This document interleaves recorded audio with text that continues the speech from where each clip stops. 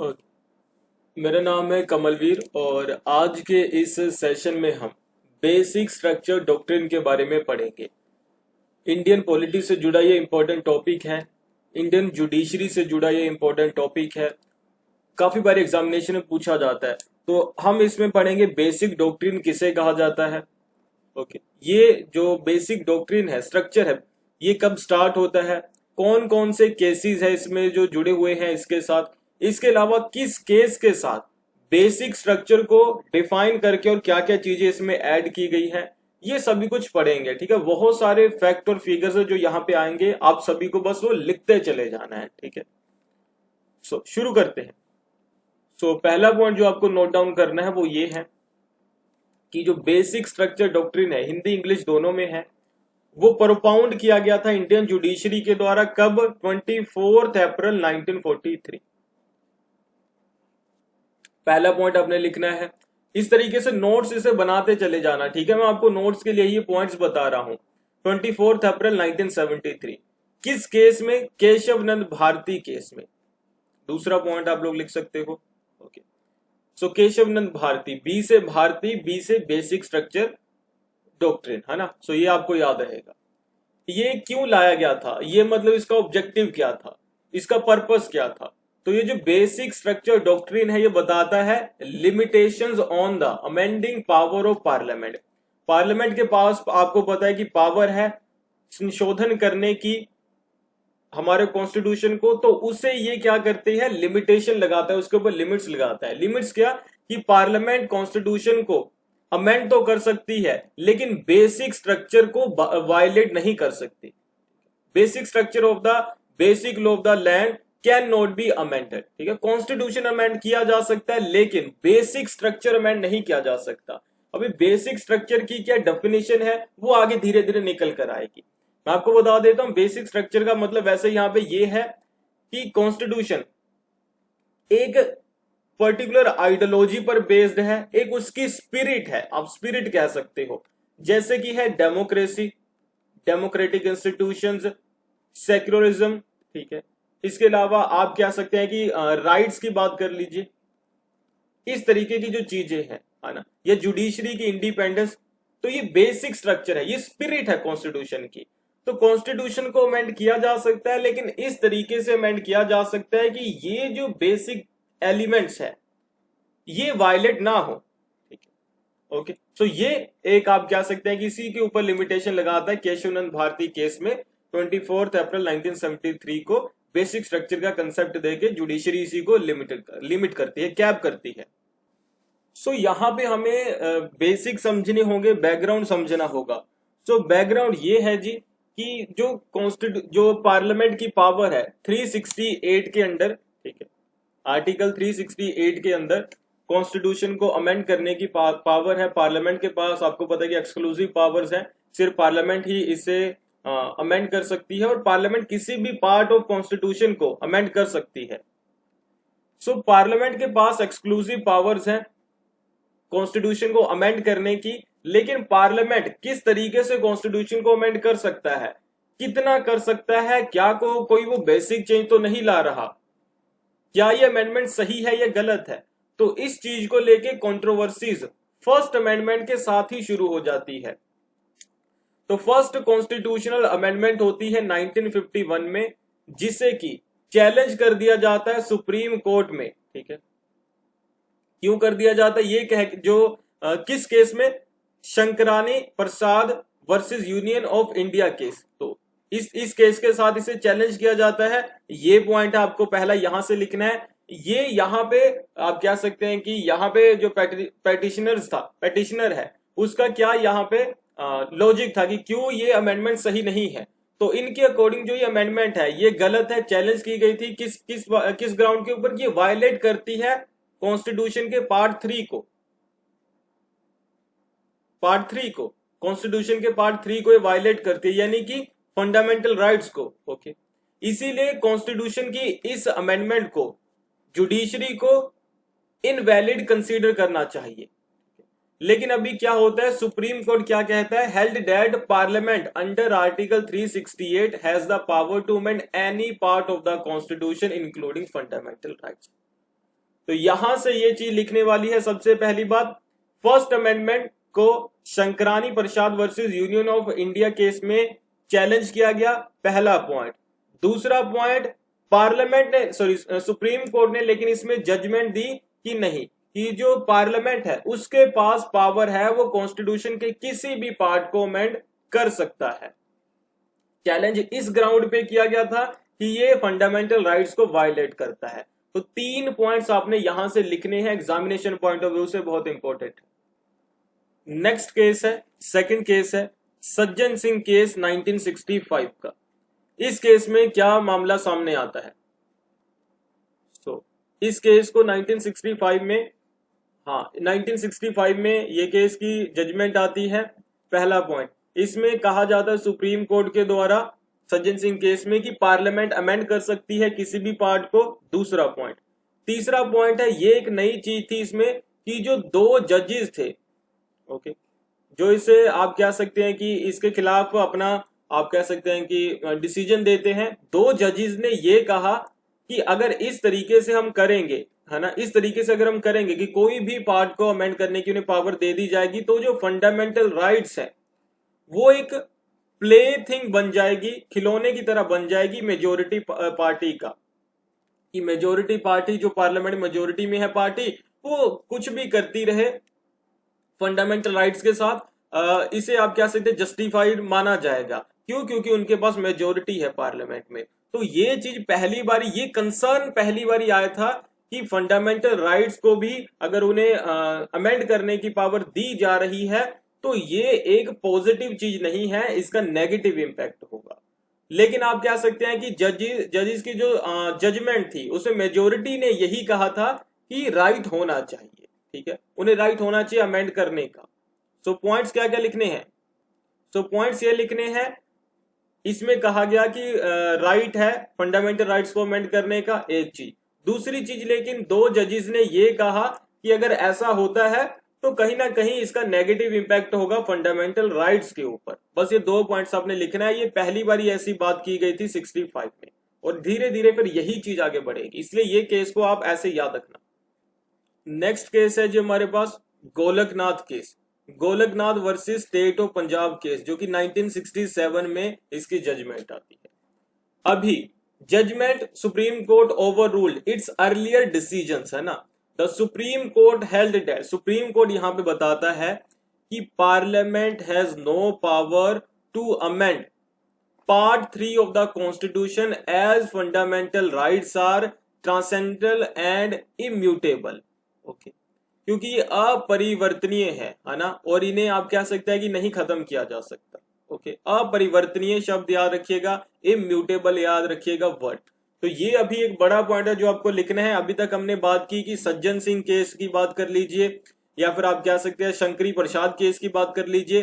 दोनों में कहा गया कि पार्लियामेंट के पास पावर है फंडामेंटल राइट्स को अमेंड करने की, लेकिन पहली बारी बात की गई 67 में कि पार्लियामेंट के पास पावर नहीं है फंडामेंटल राइट्स को अमेंड करने की, गोलकनाथ केस में।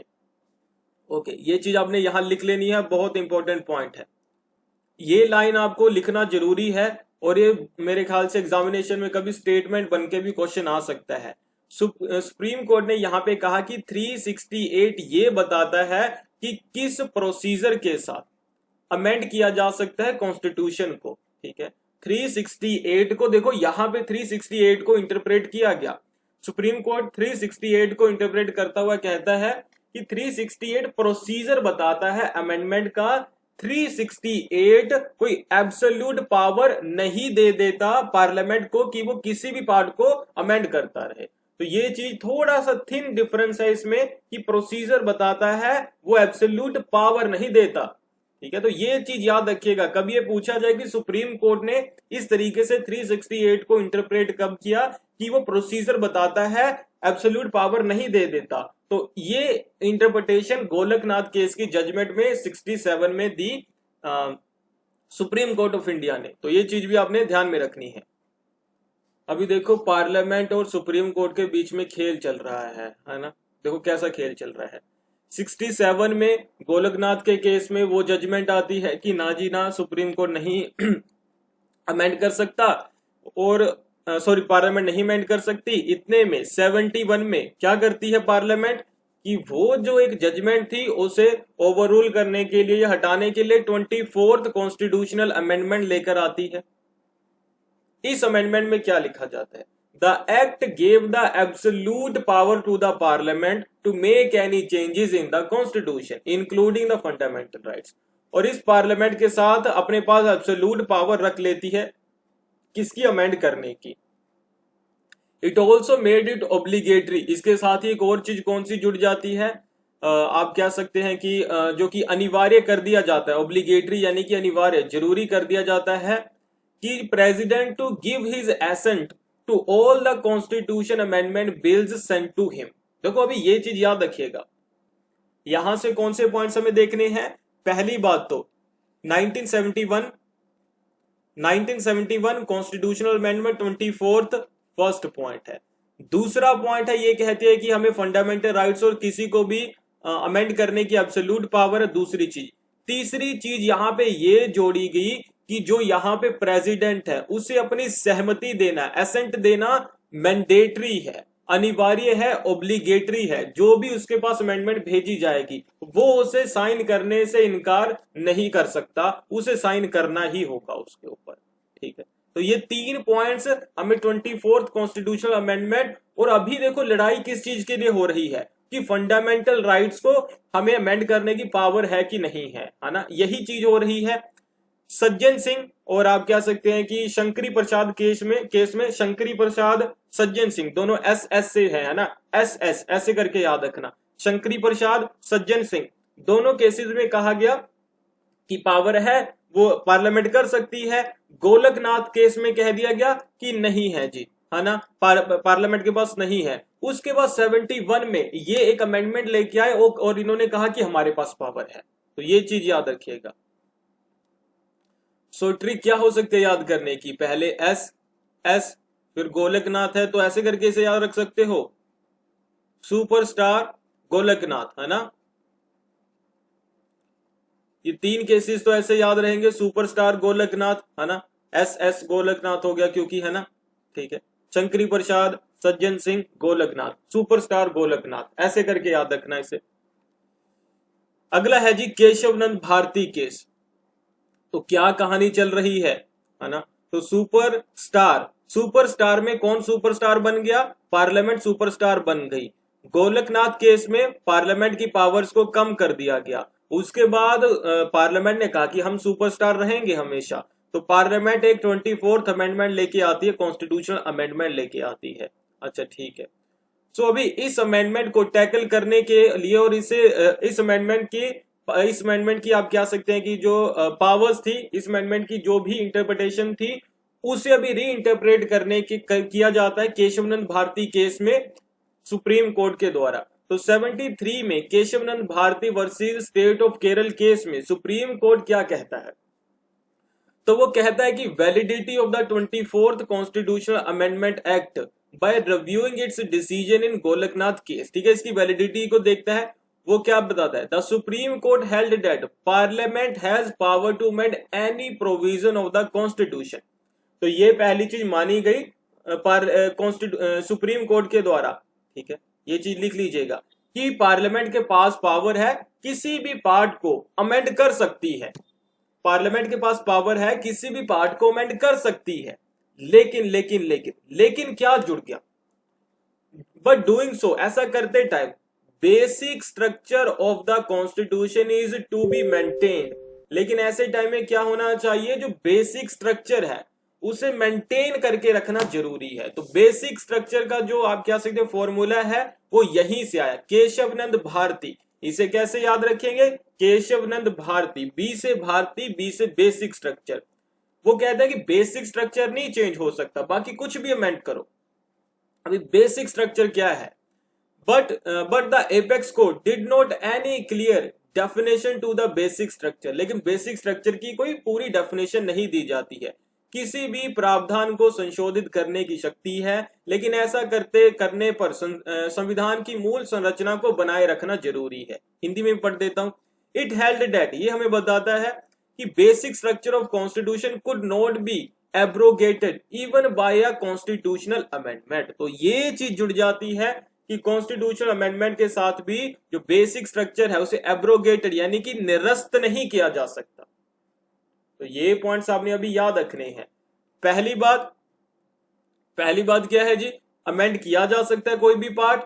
दूसरी चीज है अमेंड किया जा सकता है लेकिन बेसिक स्ट्रक्चर अमेंड नहीं किया जा सकता। सो अभी तक का एक बार फिर से देख लो, हम बार बार करते रहेंगे ताकि याद रहे। सबसे पहले शंकरी प्रसाद, फिर है सज्जन सिंह यानी कि सुपरस्टार गोलकनाथ, है ना, सुपरस्टार गोलकनाथ है, एसएसजी, है ना।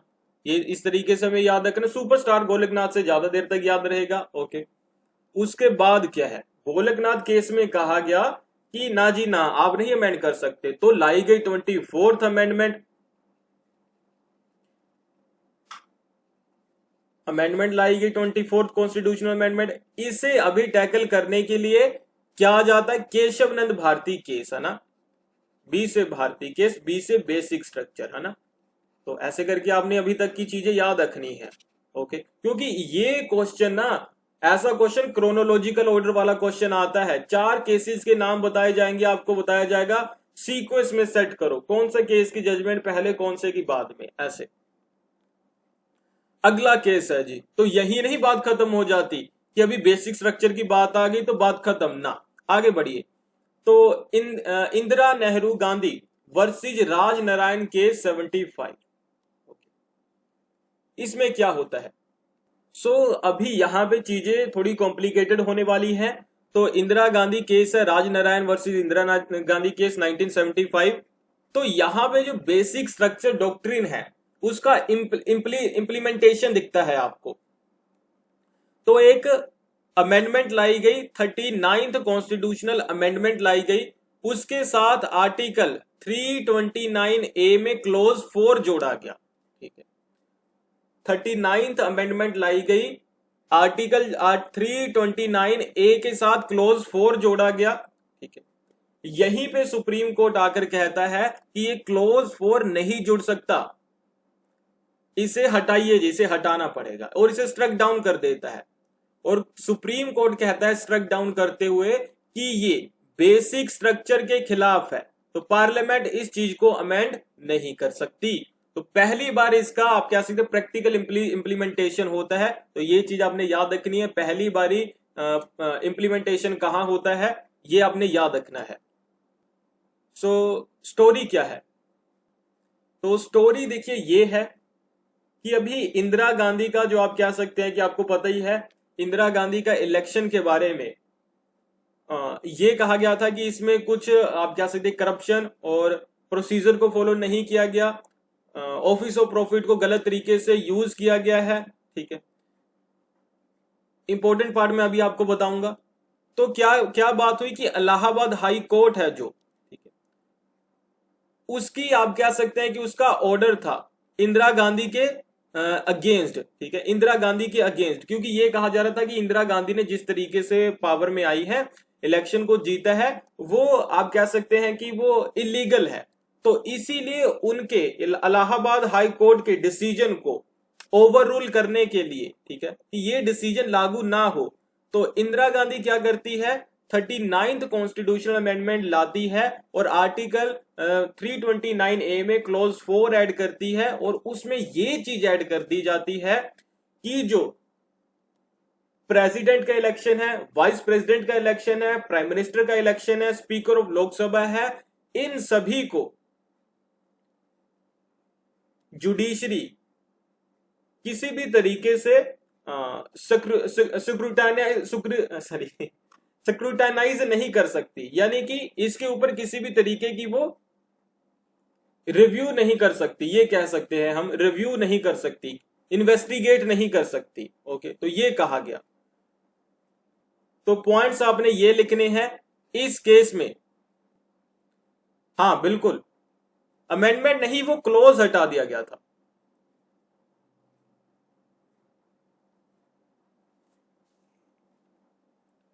बताइए जी, यहां तक क्लियर है। ये याद रखिएगा जी, इस केस में ये वर्डिक्ट दिया गया था। Rajnarayan versus Indira Gandhi case. तो यहां पे और भी चीजें याद रखनी है। आई से इंदिरा गांधी है, आई से इंदिरा गांधी है, तो आई से ही हम ये याद रख सकते हैं इंप्लीमेंटेशन, है ना, आई से इंप्लीमेंटेशन याद रख सकते हैं, फर्स्ट टाइम इंप्लीमेंटेशन हुआ, है ना, आई से ही आपको ये चीज याद रखनी होगी। उसके बाद है मिनर्वा मिल्स केस 1980। तो मिनर्वा मिल केस में कुछ जजमेंट में कुछ नई चीजें निकल कर आई, ठीक है। यहां पे मिनर्वा मिल केस में ये चीज निकल कर आई कि इसकी जजमेंट में पहली बात तो दो चेंजेस किए गए 42nd अमेंडमेंट में, ठीक है, जो कि अनकॉन्स्टिट्यूशनल थे, उसे स्ट्रक डाउन किया गया दो चेंजेस को। तो वो पहले क्या क्या थे कि ये बेसिक स्ट्रक्चर को वायलेट करते हैं, है ना, और उसके बाद ये कहा गया कि इंडिया में कॉन्स्टिट्यूशन सुप्रीम है, पार्लियामेंट सुप्रीम नहीं है। तो ये प्लीज याद रखिएगा, ये एग्जामिनेशन पॉइंट ऑफ व्यू से इंपॉर्टेंट क्वेश्चन बन सकता है कि किस केस में ये माना गया कि इंडिया में सुप्रीम कॉन्स्टिट्यूशन है, मिनर्वा मिल्स नहीं, पार्लियामेंट नहीं है। तो ये याद रखिएगा, मिनर्वा मिल्स केस में ये माना गया कि कॉन्स्टिट्यूशन सुप्रीम है। इसी केस में बेसिक स्ट्रक्चर में दो चीजें ऐड की। अभी बेसिक स्ट्रक्चर ना धीरे धीरे क्या हो रहा है, डिफाइन हो रहा है। पहले तो हमने ये देख लिया ना कि बेसिक स्ट्रक्चर के खिलाफ है कौन सी चीज, कि आप कह सकते हैं कि जजेस इसे सुप्रीम कोर्ट इन्वेस्टिगेट कर सकता है, लोकसभा राज्यसभा सभी इलेक्शंस को। तो ये हमें बेसिक स्ट्रक्चर के बारे में पता चली, एक चीज है। उसके बाद अभी एक और चीजें इसमें जुड़ गई है, जैसे जुडिशियल रिव्यू बेसिक स्ट्रक्चर का पार्ट है, balance between fundamental rights and state policies में बैलेंस बनाए रखना, ये भी इसका एक पार्ट है। फिर कहा गया कि लिमिटेड अमेंडिंग पावर, ये भी बेसिक स्ट्रक्चर का पार्ट है। ओके, तो ये चीजें याद रखिएगा जी। ये भी क्वेश्चन बन सकता है कि balance between fundamental rights and DPSP, ये एक बेसिक स्ट्रक्चर का पार्ट है, ये किस केस में कहा गया, तो ये भी क्वेश्चन बन सकता है, तो इसे भी नोट डाउन करना है आपने।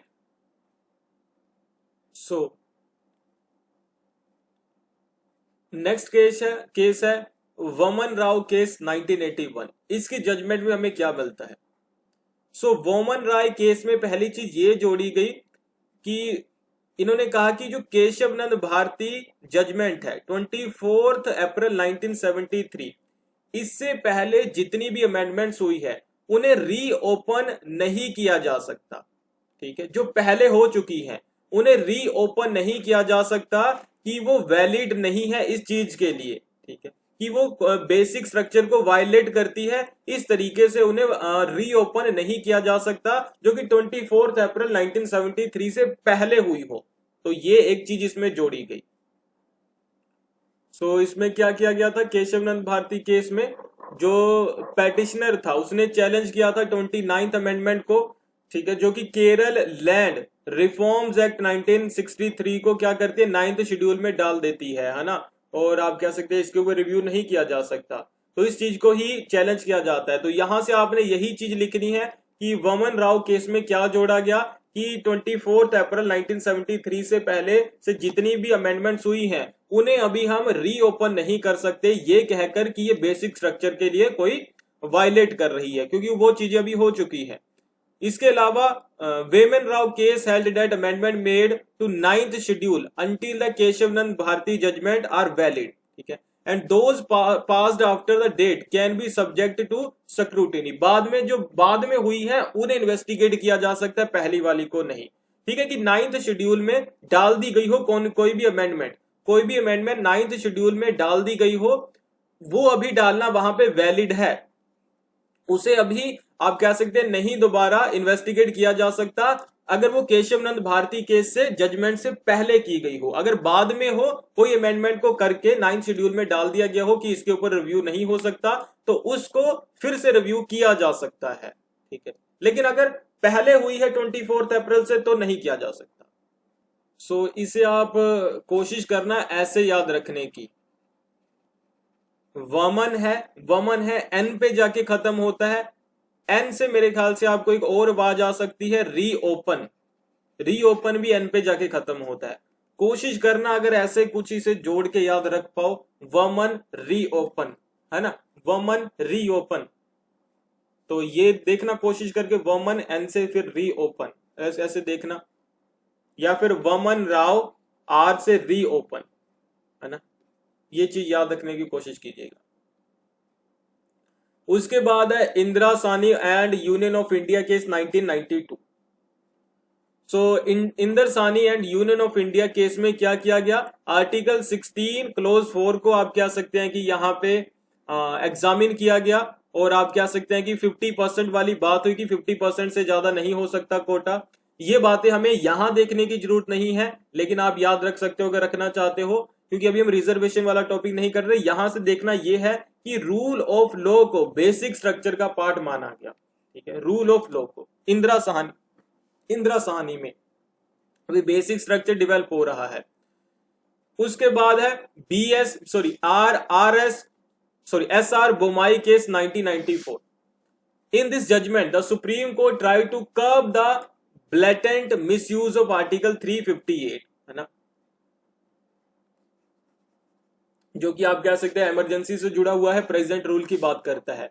In this case, there was no question of constitutional amendment, but even कोई constitutional amendment नहीं हुई थी, लेकिन concept of basic structure की यहां पे बात हुई। तो यहां पे क्या बात हुई, तो यहां पे क्या जोड़ा सुप्रीम कोर्ट ने कि अगर कोई भी स्टेट है, जो स्टेट गवर्नमेंट है, अगर आप कह सकते हैं कि वो उसकी कोई भी पॉलिसी है against element of basic structure of constitution है, ठीक है, अगर किसी भी स्टेट की कोई भी पॉलिसी बेसिक स्ट्रक्चर के अगेंस्ट वो पॉलिसीज बना रहे हैं, बेसिक स्ट्रक्चर के अगेंस्ट वो पॉलिसीज बना रहे हैं, तो इस बिहाफ के ऊपर उस स्टेट में क्या हो सकता है, इमरजेंसी लगाई जा सकती है 356 के अंडर, और ये वैलिड होगा।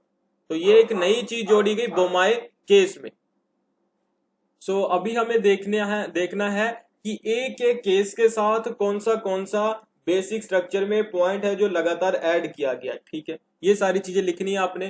केशवनंद भारती के 73, अभी ये याद रखिएगा इन केसेस के नाम भी है, जिसे कि फंडामेंटल राइट केस कहा जाता है। पहला पॉइंट ये लिखिएगा कि फंडामेंटल राइट्स केस किसे कहा जाता है, केशवनंद भारती केस को। एक पॉइंट लिखना है यहां पे आपको, ठीक है। इसके बाद अभी कौन कौन सी चीजें बेसिक स्ट्रक्चर में ये जोड़ता है, supremacy of the constitution, separation of power between legislature, executive and the judiciary, republic and democratic form of government, secular character of the constitution, federal character of the constitution, sovereignty and unity of India, freedom and dignity of the individual, mandate to build a welfare state और parliamentary system. ये 9 चीजें जोड़ी गई थी उस time पे कि ये बेसिक स्ट्रक्चर है, ठीक है, केशवनंद भारती केस में, और इसे फंडामेंटल राइट्स केस कहा जाता है। 3 चीजें आपने यहां से लिखनी है। दूसरा केस है इंदिरा नेहरू गांधी केस 1975, जिसे कि इलेक्शन केस कहा जाता है। तो ये भी याद रखिएगा, पहला पॉइंट हो गया। इसमें जोड़ा गया कि इंडिया एक सोवरेन डेमोक्रेटिक रिपब्लिक है, equality of status and opportunity of an individual, secularism and freedom of conscious and religion, government of laws and not of man, ठीक है, जुडिशियल रिव्यू यानी कि रूल ऑफ लॉ की बात की गई, free and fair elections which is implied in democracy. So ये 5-6 points यहां जोड़े गए, इसे जल्दी से आपने लिख लेना है। Minerva mills case, limited power of parliament to amend the constitution, judicial review, harmony and balance between fundamental rights and directive principles. Okay, next है central coal fields limited case 1980।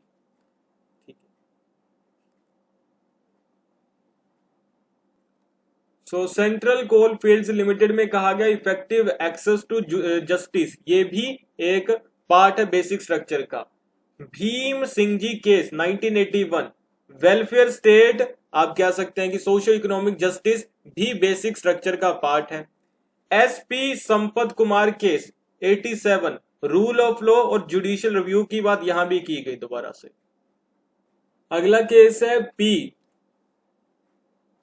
Samba मर्थी case 87, जिसमें rule of law judicial review की बात की गई। Delhi judicial service association case है 91 का, जिसमें powers of supreme court under article 32, 136, 141, 142 ये भी बेसिक स्ट्रक्चर का पार्ट है, ये कहा गया।